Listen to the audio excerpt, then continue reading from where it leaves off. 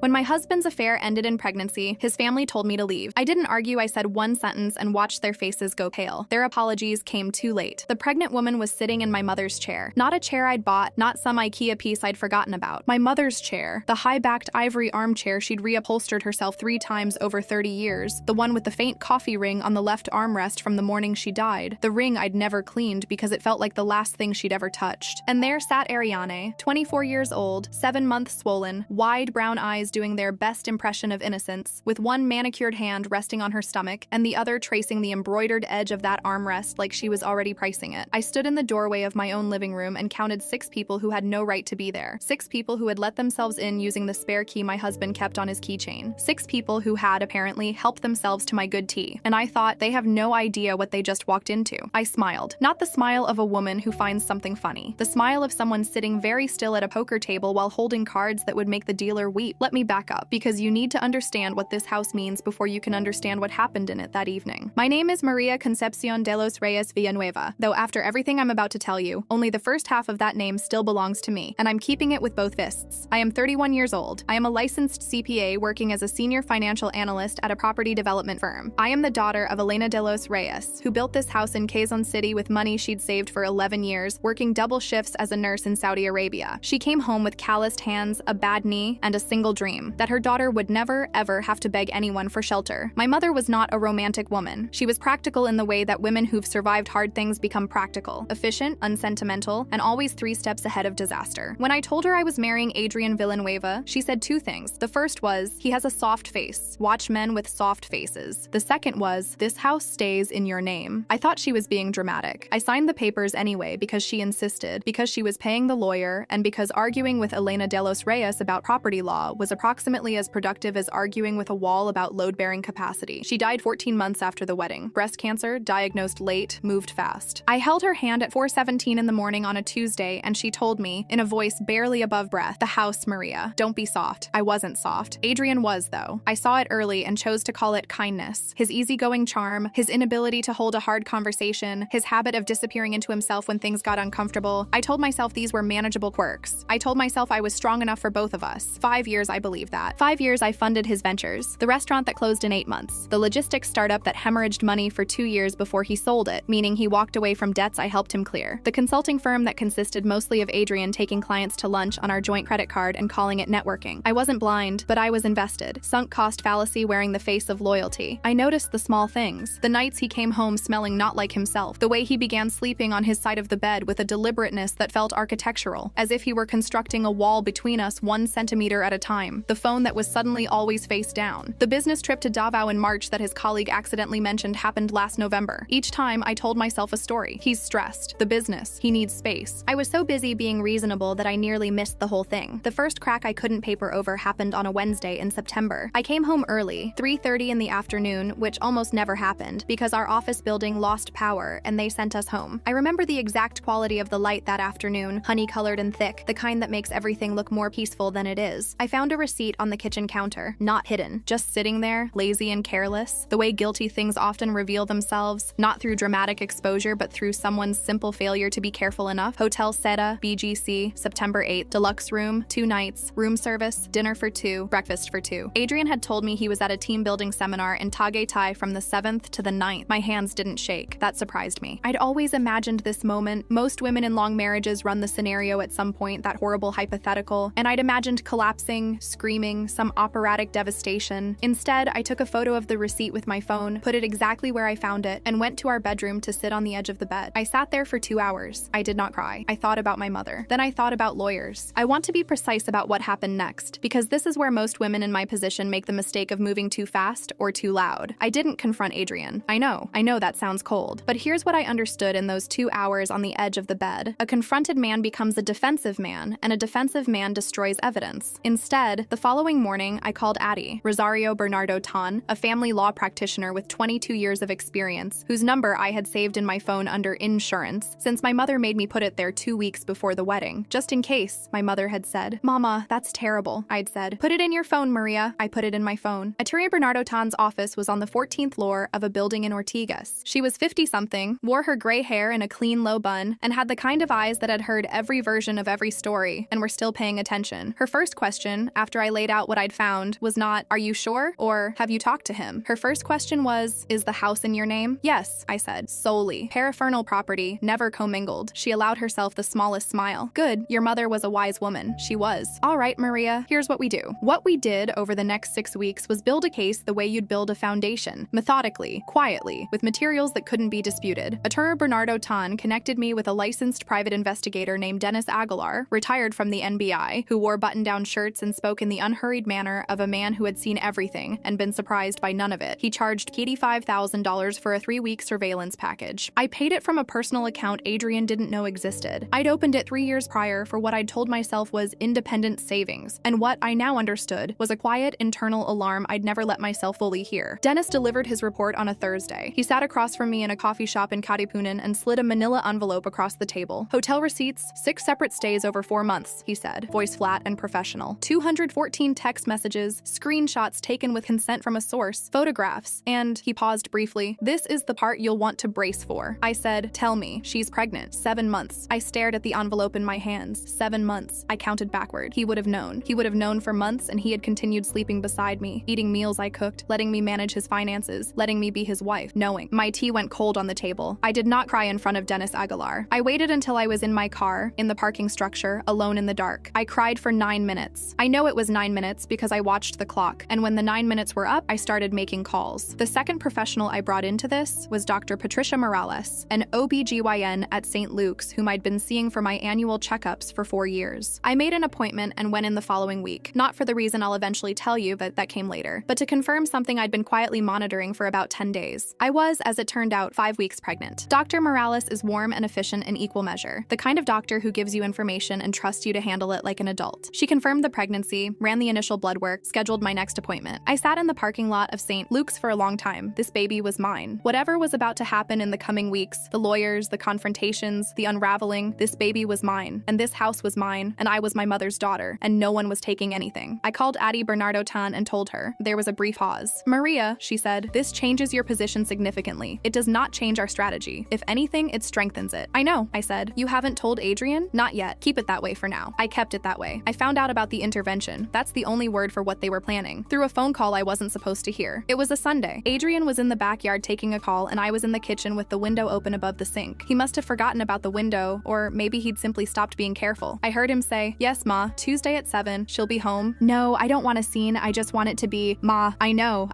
Yes, bring Tito Roberto, bring Gina. Ariane has to come too. She has to be there so Maria understands this is real. I'm not a coward. I just, okay, Tuesday." He hung up. I stood at the sink with my hands under running water and let it run cold. Tuesday. They were planning an ambush. They were coming to my house, with his pregnant mistress in tow, to perform some kind of theatrical confrontation designed to overwhelm me into compliance. Lilibeth Villanueva, Adrian's mother, a woman who had never once acknowledged a mistake in her 61 years on this earth, had apparently decided the most efficient way to solve her son's infidelity was to make his wife simply disappear. I had 3 days. I used them well. I called a tie. Bernardo Tan, Monday morning, and walked her through everything. She spent 40 minutes on the phone with me laying out exactly what I could and could not say, what constituted legal threat versus protected speech, and how the penal provisions of the family code applied to what Adrian and Ariane had done. "Adultery," she said, "punishable under Article 333, criminal not just civil, and Ariane, as the knowing participant with a married man, faces concubinage charges under Article 334. The evidence Dennis gathered is admissible. The hotel receipts, the messages, the photographs, that's Exhibit A through D right there. And the house? Paraphernal property, documented, uncontested. They cannot legally compel you to vacate. If they attempt to physically remove you, that's unlawful eviction on top of everything else." She paused. "Maria, I want to be direct with you. If they come to your home Tuesday evening intending what it sounds like they intend, you hold every card. Every card." That was the phrase I took with me into Tuesday. I want to describe what it was like to watch them file in. Lilibeth first, short, sharp-eyed, wearing the expression she always wore when she'd decided she was right about something, which was always. Then Roberto, my father-in-law, a heavy-set man who communicated primarily in grunts and had never, in 5 years, asked me a single question about my life. Then Gina, Adrian's younger sister, who had the family's soft face and twice its talent for moral convenience. Her husband Thomas, who had the decency to look uncomfortable. And then, finally, Adrian with Ariane at his side. Ariane. She was smaller than I'd expected from the photographs, pretty in the luminous way of very young women who haven't yet been worn down by anything. She wore a loose floral dress and flat sandals, and she walked into my house with her hand in Adrian's and her eyes moving slowly around the room like she was taking inventory. She sat in my mother's chair. I watched her settle into it, and that was the moment. Not the hotel receipt, not the investigator's report, not not even the Tuesday phone call. That was the moment I felt something cold and clear move through me from crown to soul. Not rage, something colder than rage. Something that felt like absolute crystalline certainty. I had set out tea. I want you to understand that. Before they arrived, I had made tea, arranged cups, put out a small plate of biscuits. Not out of hospitality. I needed them seated, comfortable, invested in their performance. I needed them to believe they were in control of this room. I sat in the armchair across from them. Not my mother's chair. I sat in the wooden framed one near the bookshelf, and I watched them arrange themselves. The unified front, the family tribunal, and then I waited. Lilybeth placed her teacup down with a deliberate clink that was somehow both delicate and authoritative, a woman who had practiced that sound. "Maria," she said, folding her hands in her lap, "what's done is done. We're all adults here. Ariane is carrying our grandchild. A blessing, Maria, whatever the circumstances. You need to accept reality and step aside so that everyone can move forward in peace." She had not asked how I was doing. She would not ask. "You've served this family well," she continued, which I found nearly remarkable in its condescension, "and we're grateful. But you have to understand that the situation—" "I understand the situation perfectly," I said pleasantly. Brief silence. She pressed on. "Good. Then you know that Ariane and Adrian need—" "I wasn't finished," I said. Lilybeth blinked, but Gina jumped in before the silence could settle. "Maria, look, you don't have children. Ariane does. That's just nature. If you agree to an uncontested divorce, you can both start fresh. No ugliness. No ugliness," I repeated. "Yes, exactly. You brought a pregnant woman to my house to pressure me into leaving it," I said, "and you're asking me to avoid ugliness." Gina opened her mouth, closed it. Roberto cleared his throat. "We need to think about the child. Adrian needs a stable home, this home, to raise his son properly. It would be best if you found somewhere else to stay by the end of the month." "By the end of the month," I said softly. "Yes. You're not asking for a divorce. You're asking me to vacate the premises. It's just practical. It's eviction," I said. "You're attempting to evict me from my own property to install your son's mistress." Ariane shifted in my mother's chair. She pressed her hand to her belly and cast her eyes down in a performance of wounded innocence that might have worked on an audience less well-researched than me. "I don't want to hurt anyone," she said quietly. "I truly don't. But Adrian and I love each other. Every child deserves a father in a stable home." She let her eyes travel slowly around the room, the high ceilings, the Philippine hardwood floors my mother had chosen, the Capiz shell pendant light, the wall of books. She was already redecorating. I felt the royal flush in my hands. I stood up, not dramatically, not in a rush. I stood the way my mother used to stand before she said something that ended an argument, with the unhurried calm of someone who has already won and is simply getting to her feet to collect her winnings. I walked to the side table and poured myself a glass of water from the pitcher I'd left there. The condensation was cold against my fingertips. I drank 2 measured sips, set it down. I turned to face them. "If you're finished," I said, "then it's my turn." The room went completely quiet. They had expected tears. Women in this position are supposed to cry, supposed to beg or rage or do something messy and emotional that could be dismissed later as hysteria. They were not expecting my voice to be level. They were not expecting my hands to be still. They were not expecting ice. "You're operating under several significant misconceptions," I said. "I'd like to correct them." Adrian was staring at me. I couldn't read his expression anymore. I wasn't sure I'd ever been able to. "First," I said, "the house." I looked at Lilybeth, at Roberto, at Gina with her hand on Tomas's arm. "This house is registered exclusively under my maiden name, Maria Concepcion de los Reyes. Paraphernal property, meaning property I owned before and apart from this marriage, excluded from the community of assets by explicit legal classification. Adrian's name does not appear on the title. It never has." I let that sit for 5 full seconds. "That means you cannot compel me to leave. You have no legal standing in this property whatsoever. You are guests in my home, uninvited guests who, I'll note, let themselves in with a key belonging to a man who does not own this house." Lilybeth's jaw tightened. "Maria, we know you're upset." "I'm not upset, Lilybeth. I'm clarifying." I took 1 step forward. "Second, you came here to discuss peaceful divorce. I want to discuss what a peaceful divorce would actually cost your family." Roberto's face was reddening. "Now, just a minute. Adultery," I said. "Article 333 of the revised penal code. Criminal offense. The married woman who takes a lover, or in this case, the married man, and the person knowingly participating." I turned to Ariane. "Both can be prosecuted. Both can serve prison time." Ariane had gone quite pale. "I have Dennis Aguilar's full report," I continued. "Mr. Aguilar is a former NBI investigator with 19 years of service who spent 3 weeks documenting this affair. I have hotel receipts from 6 separate stays, 214 text messages, and photographs. My attorney, Rosario Bernardo Tan, has had the report since last week. It's organized into exhibits A through D." Adrian was on his feet. Maria,